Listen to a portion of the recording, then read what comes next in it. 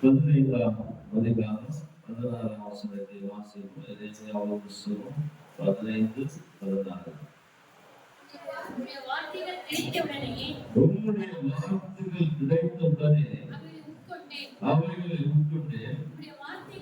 உம்முடைய வார்த்தைகள் எனக்கு சந்தோஷமும் என் இருதயத்துக்கு மகிழ்ச்சியுமாய் இருந்தது. கர்த்தாவே, உம்முடைய நாமம் எனக்கு தரிக்கப்பட்டது. ஹல்லேலூயா, ஹல்லேலூயா, ஹல்லேலூயா. இயேசு கிறிஸ்துவின் நாமம் நமக்கு தரிக்கப்பட்டிருக்கிறதுனாலதான் நாம் ஜீவனோடு இருக்கிறோம். ஹல்லேலூயா. இயேசு என்கிற நாமம் நம்முடைய வாழ்க்கையில் என்ன தந்திருக்கு? ஜீவனை தந்திருக்கு. ஜீவனை கொடுக்கிற தெய்வம் இன்னைக்கு நமக்கு இருக்கிறார். இந்த வார்த்தை இன்னைக்கு நாம் இந்த வசனத்தை நாம் பார்க்கும்போது இந்த வார்த்தைக்குள்ளாய் நாம் கடந்து வர வேண்டுமானால் இன்றைக்கு இந்த வார்த்தை முதலாவது சொல்கிறது, உங்களுடைய வார்த்தைகள் எனக்கு கிடைத்த உடனே அவைகளை உட்கொண்டேன். அந்த உட்கொண்டதுனால எனக்கு என்ன நடக்குதுன்னு சொல்லி பார்க்கும்போது அந்த வார்த்தை நம்முடைய வாழ்க்கை என்ன செய்கிறதுன்னு சொல்லி பார்க்கும்போது சங்கீதங்களின் புத்தகம் 138 3ஆம் வசனத்தை வாசிப்போம். சங்கீதங்களின் புத்தகம் 138:3. நான் கூப்பிட்ட நாளிலே எனக்கு மறுஉத்தரவு அருளினீர். என் ஆத்துமாவிலே பலம் தந்து என்னை தைரியப்படுத்தினீர். வார்த்தை சொன்னார், உன்னை கூப்பிட்ட நாளிலே எனக்கு என்ன கிடைச்சது? என்ன கிடைச்சது? அவர் கூப்பிட்ட நாளில் எனக்கு என்ன கிடைச்சது? இந்த வார்த்தை சொல்லுகிறது. முதலாவது வார்த்தைக்கு நாம் முக்கியத்துவம் கொடுக்கும்போது வார்த்தை என்ன சொல்லப்படுகிறது சொல்லி பார்க்கும்போது, நான் உன்னை கூப்பிட்ட நாளிலே என் வாழ்க்கையில என்னது என் ஆத்துமாவிலும் எனக்கு பலன் தந்தது, தைரியத்தை தந்தது. என்னுடைய வாழ்க்கையில நான் அவரை நோக்கி கூப்பிடும்போது எனக்கு கிடைக்கிறது என்ன கேட்டீங்கன்னா, எனக்கு அவர் முதலாவது மனுவத்திற்கு கொடுக்கிறாரு, இரண்டாவது எனக்கு பலன் தராரு, மூன்றாவது தைரியம் தராரு. அந்த வார்த்தை வாழ்க்கையில நம்ம கூப்பிடும்போது இன்னைக்கு அவர் தேவனுடைய வார்த்தை அவர் எப்படி அறிவிக்கிறாரா? இந்த வார்த்தையாக இருக்கிற தேவனாகிய கர்த்தரா வருகிறாரு, வார்த்தையாக இருக்கிறார். இந்த வார்த்தை யாருக்குள்ள எந்த மனுஷனுக்குள்ள எந்த மனுஷிக்குள்ள யாருக்குள்ளதான் அந்த வார்த்தை இருக்கிறதோ அந்த வார்த்தை செய்கிற காரியம் தான். முதலாவது நாம் அவர் நோக்கி கூப்பிடும் போது அவர் நமக்கு மறு உத்தரவு அருளி செய்து அவர் என்ன பண்ணாரா? ஆத்துமாவில பலன் தருகிறார். அவரை நோக்கி கூப்பிடும் போது அவர் நமக்கு தைரியத்தை தருகிறார். முதலாவது மனுஷன் நோக்கி கூப்பிட்டு பார்க்க உலகத்தை கூப்பிடுகிறோம், அரசாங்கத்தை கூப்பிடுகிறோம், எல்லாத்தையும் கூப்பிடுகிறோம். ஆனா என்ன நடக்குது? எல்லாமே கொஞ்சம் கொஞ்சம் காலம் தான். ஆனா வேணும் சொல்றது மரணம் வரைந்து நான் என்ன பண்றேன்? எல்லாம் கைவிட்டு விடுவார். உலகம் கைவிட்டு விடும், மனைவி பிள்ளைகள் வாழ்க்கை எல்லாம் கைவிட்டு விடுவார்கள். ஆனாலும் நம்முடைய தேவனாகிய கர்த்தர் கைவிடாதவர். ஹல்லேலூயா. இந்த உலகத்துல ஒரு மனுஷன் காட்டிட்டு போயிட்டாரு, என்ன பண்ணா தெரியுமா? வீடு வர, காடு வர, கடைசி வர யாரோ தெரியலன்னு போயிட்டு அதை எழுத்துக்காக கடைசி வர நாளை கூட இருக்கிறார். ஹல்லேலூயா.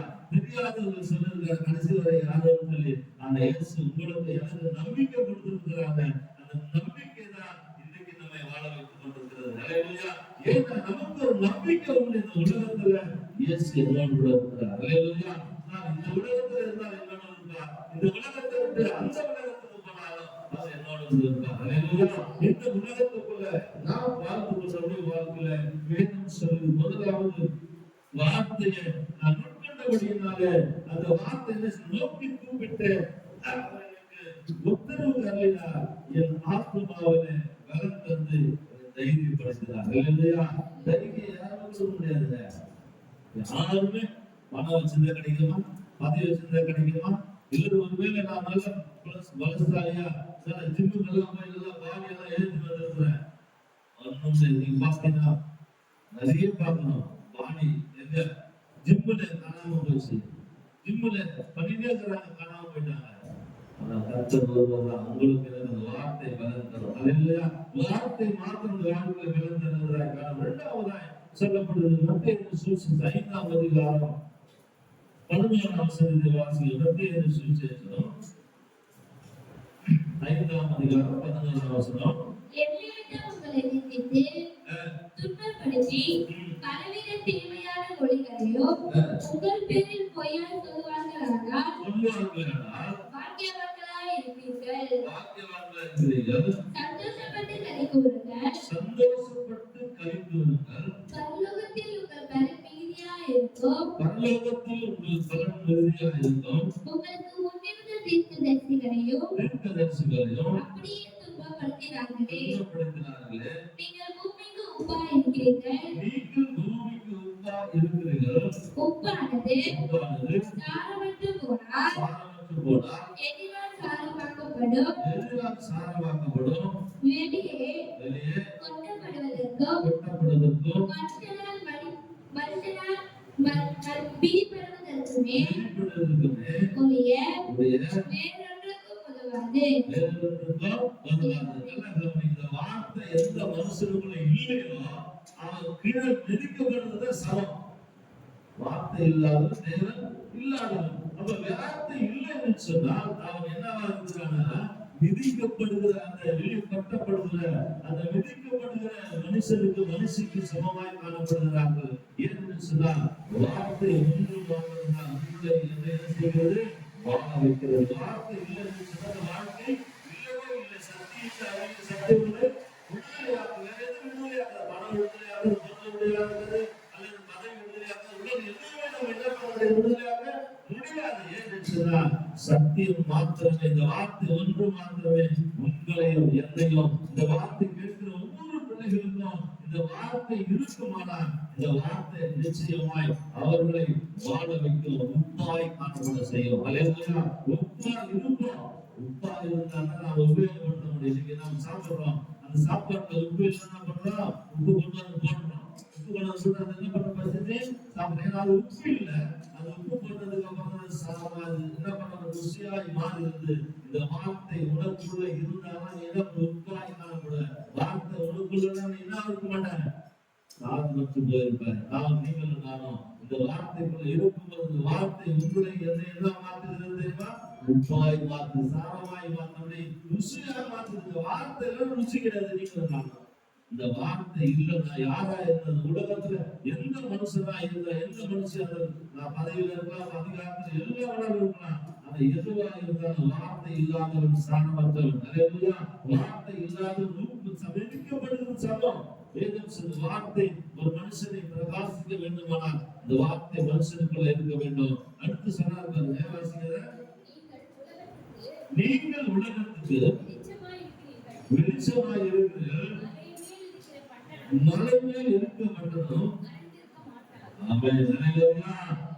வேதம் சொல்லுது அப்ப நாம கர்த்தர் வச்சிருக்காங்க வெளிச்சமா வச்சுக்கிறார். அப்ப நீங்களும் நானும் சத்தியத்தை அறியறதுனால என் பாதைக்கு என்ன வருது? தீபமாய். இந்த வார்த்தை பாதைக்கு தீபமாய் ஒளியா இருக்கிறது. இந்த ஒளியா இருக்கிற வார்த்தை உங்களுக்குள்ள எதிர்கொள்ள இருக்கும்போது இந்த வார்த்தை நம்ம என்ன மாற்றுகிறது? உலகத்துல வெளிச்சமாய் மாற்றுகிறது. அல்லேலூயா. எந்த மனுஷன் பிரகாசிக்கிற மெய்யான ஒளியாக இந்த கிறிஸ்துவின் வார்த்தை இருக்கும்போது இந்த வார்த்தை நம்மளை என்ன மாற்று? ஒளியாய் மாற்றி விடுகிறது. ஒளியாய் மாற்றுகிறது மாத்திரமல்ல, அது சொல்லுகிறது அடுத்த சுவாசிக்க விளக்கை கொடுத்து மரக்காலால் மூடி வைக்காமல் விளக்கு தட்டின் மேல் வைப்பார்கள். அப்பொழுது அந்த வீட்டில் உள்ள யாவருக்கும் வெளிச்சம் கொடுக்கும். இவ்விதமாய் மனுஷர் உங்கள் நற்கிரியைகளை கண்டு பரலோகத்தில் இருக்கிற உங்கள் பிதாவை மகிமைப்படுத்தும்படி உங்கள் வெளிச்சம் அவர்கள் முன்பாக பிரகாசிக்க கடவுது. இவர்களுக்கு முன்பதாக உலகத்துக்கு முன்பதாக கர்த்தர் உங்களை என்னை எப்படி வச்சிருக்கிறாரு?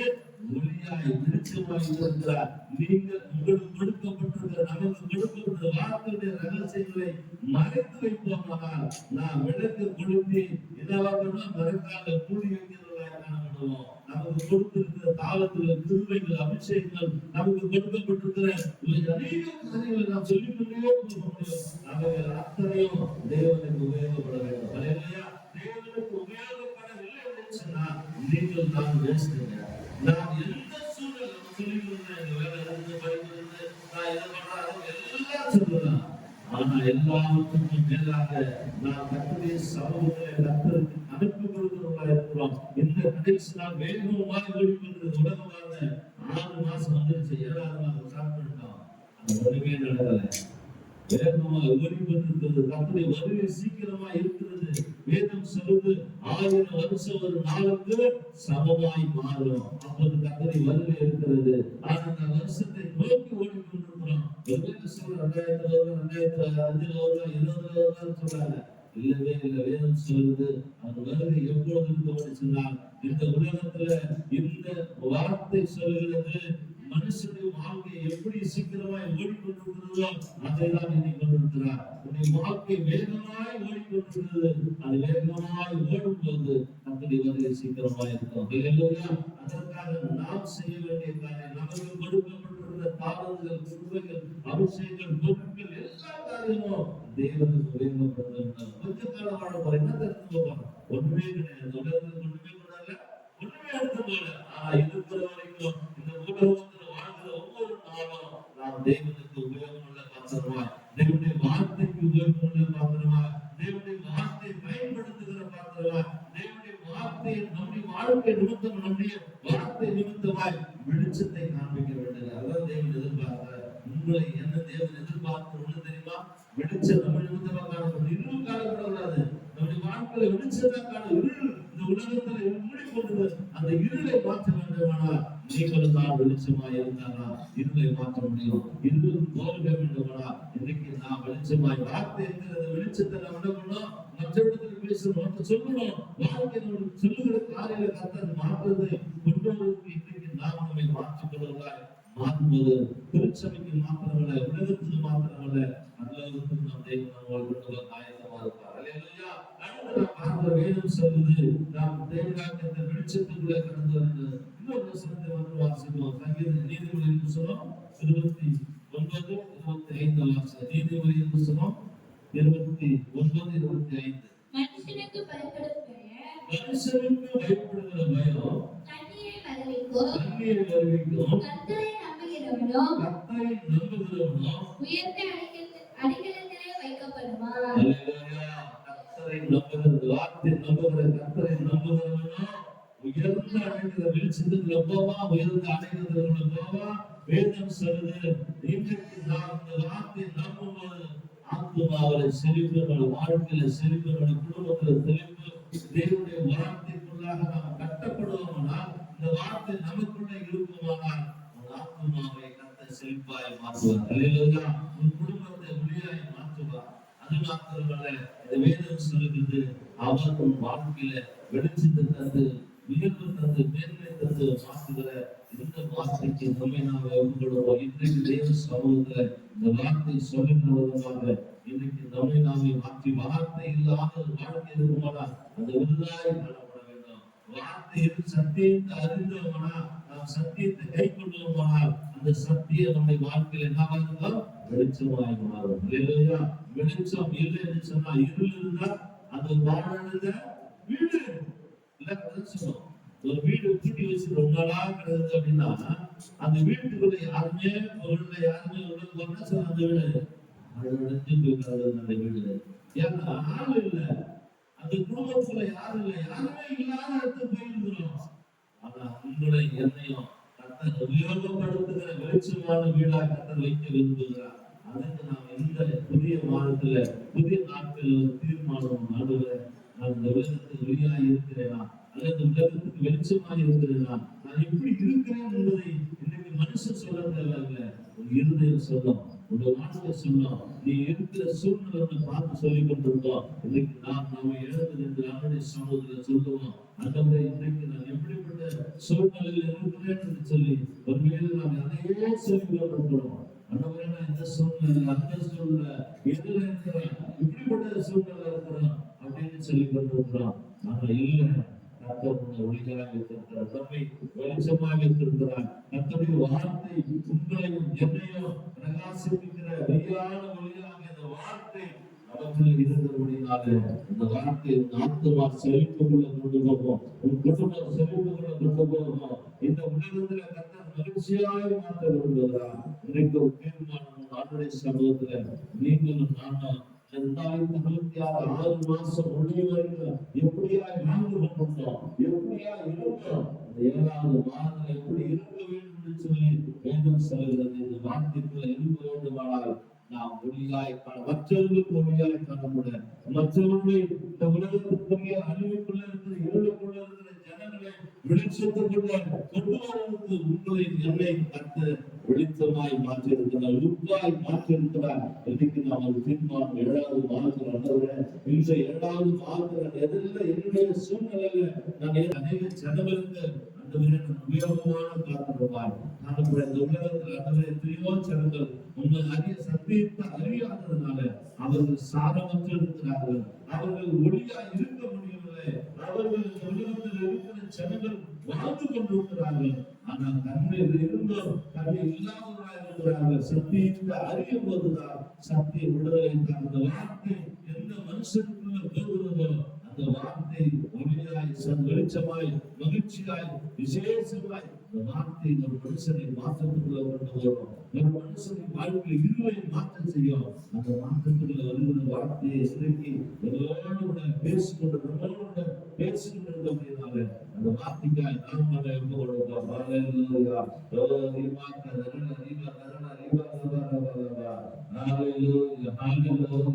நன்றி செலுத்துகிற வசந்த ஆவியானவரே நன்றி எல்லாரும் சம்பந்தத்தில் சொல்லுவாங்க. இந்த வார்த்தை எனக்குள்ள இருக்குமா இந்த உலகத்தில் எந்த மனுஷனையும் பிரகாசிக்கிற மெய்யான தேவனுடைய வார்த்தை இருக்குமானா சகலத்தையும் விடுதலையாக்க, சகலத்தையும் நேசிக்கிற தெய்வம் இந்த நாளில் எங்களோடு இருக்கிறது ஐயா. எங்களை நடத்துகிறீர்களை பேசுகிறீர்களை நேசிக்கிற தெய்வம். நன்றி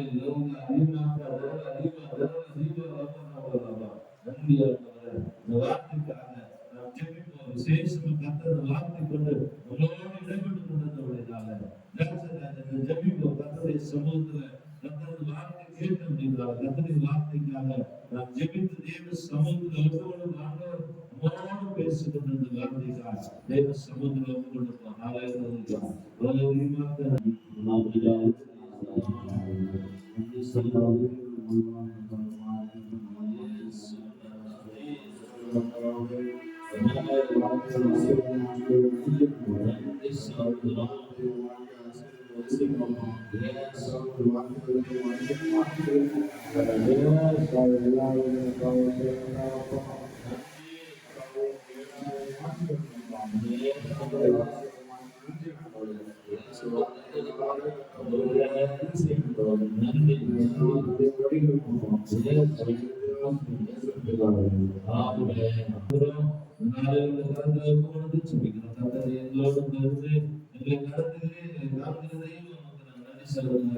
இந்த காலங்களில் கதாவை வார்த்தை கேட்ட ஊருக்கு நன்றி. அந்த ஊர் பிள்ளைகளுக்காக தலைமுறை பிள்ளைகளுக்காக இந்த வழிபதிக்க மூலமாக ஆசீர்வதியும் நாமத்தை வைக்கிறோம். இயேசுவின் நாமத்தில் பிதாவே ஆமென் ஆமென். நம்ம சேர்ந்து சொல்லுவோம். யதார்த்தமாவே கர்த்தரை ஸ்தோத்திரி, யதார்த்தமாவே கர்த்தரை ஸ்தோத்திரி. அவர் செய்த சகல நன்மைகளுக்காக ஆமென் ஆமென். ஆண்டவராக இயேசு கிறிஸ்துவின் பிதாவே பரிசுத்த ஆவியுடைய அனைவரும் சமாதானம் சந்தோஷம் பாதுகாப்பு விசேஷமாய் எல்லா பரிசுத்தவான்களும் கூட இந்த சராக ஆமென் ஆமென்.